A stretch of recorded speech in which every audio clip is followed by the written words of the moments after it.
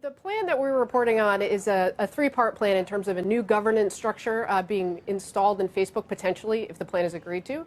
So the three parts of that are a new privacy assessor, they're calling it, who would have sort of oversight of how the company handles their privacy policies at a very high sort of C-suite level.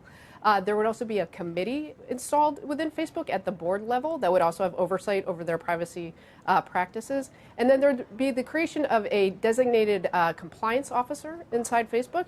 That would be Zuckerberg, is the proposal on the table. And he would be personally responsible for, again, complying with the good privacy practices within Facebook. Ryan, do you think these are appropriate steps? Do they go far enough? Do they go too far?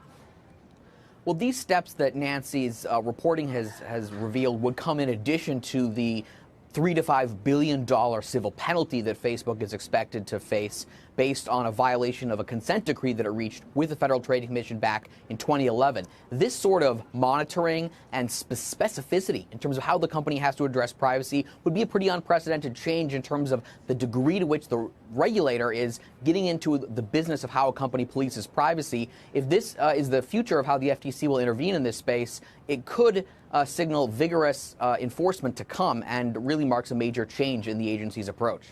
Nancy, are you surprised that Mark Zuckerberg is going to be the head of this committee? And I understand the committee is independent, but would it be better, perhaps, in terms of having checks and balances for this committee to entirely be independent and not have Mark Zuckerberg a part of it?